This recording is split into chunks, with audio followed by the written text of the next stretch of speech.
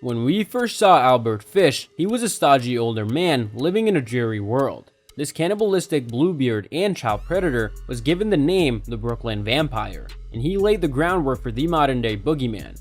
Fish, who was not happy with just killing newborns, took great delight in telling the parents of his victims the gruesome details of how their children had died.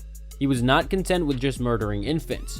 You will never be the same after having a conversation with this creature that exists. The life that Albert Fish has led and the things that he has done are dripping with pure evil, and as a result, you'll never be the same. Hello everyone and welcome to another video. Today we'll be looking at a baby eater who terrified the FBI. Yeah, you heard it right. So, let's start our video.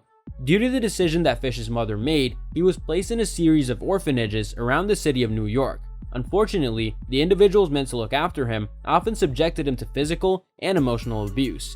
They discovered that assaulting the youngsters was more than they could handle, so they set the children against one another instead. As a direct consequence of these exchanges, he had a radically different sense of pleasure and suffering. In the year 1880, Fish's mother took him back home with her after removing him from the orphanage where he'd been living. But it was already too late for him. He had already lost an unacceptable portion of his mental ability. Fish was finally successfully restoring his life to how it had been before he entered the orphanage where he had spent some time. When Albert was barely 12 years old, he embarked on a sexual connection with a minor who worked at the telegraph company. The telegraph boy was the one who first explained the notion of urine and feces play to Albert during this period. Fish found delight in all of these activities, but cutting himself was his most cherished pastime. When he was a teenager, he would spend his free time inflicting painful forms of self-inflicted punishment on himself, such as puncturing his genital organs and abdomen with needles and nail-studded paddles. Other painful forms of self-inflicted punishment included burning himself with hot coals and drinking bleach. Fish moved back to New York City when he was just 20 years old, which sparked an explosion in his desire to cause pain and suffering for others. It was just for a brief length of time that he worked as a sex worker so that he could meet other young guys to beat with his paddle that was studded with nails at home. Albert Fish tied the knot for the first time when he was 28 years old, a momentous occasion in his life. Anna Marie Hoffman was the name of the lady, 9 years younger than he was when they first met. She was introduced to him by his mother. It didn't take long for him and Hoffman to fall in love with one another, and the couple eventually had 6 children together. Even though Fish claimed to be a family guy while still attacking and molesting other children when his children were young, Fish's offspring never questioned whether or not their father was innocent. Fish's behavior was never brought up in conversation. After about 7 years of marriage, Hoffman divorced Fish to be with another guy because Fish was having visual and auditory hallucinations and was becoming more interested in sadomasochism. Fish's wedding seemed to be his last link to the outside world. Not long after that, Fish started chewing on raw flesh and encouraged his children to do the same, especially when the moon was in its full phase. His behavior was frowned upon by the other Fish, one of his children. During Thomas Kedden's travels around New England in the year 1910, Fish happened to cross his path at some point.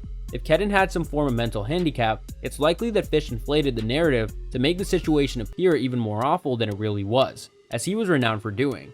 If this is the case, the situation is much more difficult than it already was. In any case, Fish and Kedden got into an abusive relationship, resulting in him cutting off half of Kedden's penis and paying him $10 for his efforts after he locked Kedden in an abandoned building. The incident occurred after Fish had taken Kedden to the abandoned building. Fish also abandoned Kedden inside the building for the whole of the assault on the structure. Following the terrible occurrence, Fish vowed to himself, "I will never forget his screams or the look he gave me," and he remained true to his promise. According to Fish, the first time he ever had a conversation with God occurred in 1919. Fish obeyed God's order and gave in to the most hedonistic impulses he was experiencing. God urged him to do this. It wasn't until he recruited Edward Budd, a young orphan, to work for him at his country estate that he realized there wouldn't be a need for orphanages in the future. Fish paid a visit to the Budd family in Manhattan and offered a job to the family's son, who lives upstate. Grace Budd, Edward's younger sister, was recognized by Fish when he was debating whether or not to work for a grizzled old guy in the middle of nowhere. This occurred as Edward Budd was considering his options. His desire to invite Grace to the celebration being thrown in honor of his niece's birthday was granted by the family after he inquired about the possibility of doing so. They could never rekindle their relationship with any of their children or grandchildren because Fish meant to use the home as a torture chamber for Edward. He instructed her to go flower shopping while he undressed and waited for her inside the house. He did this so that he could use the house to torment Edward. Once she came, he exposed himself to her by stripping down to his underwear. Fish strangled Budd as she attempted to free herself. He then sliced her into small parts so that he could take the flesh back to his chamber, boil it, and devour it, a process that took him 9 days to complete. Fish ate Bud. The letter written by the murderer and sent to Bud's father contains the specifics of how Fish murdered Bud. And that's all for today's video. What are your thoughts on this? Let me know in the comment section below. I hope that you found this video interesting, and if you want to see more videos like this, please consider subscribing to my channel. See you in the following video with some more of the latest updates, and until then, stay tuned.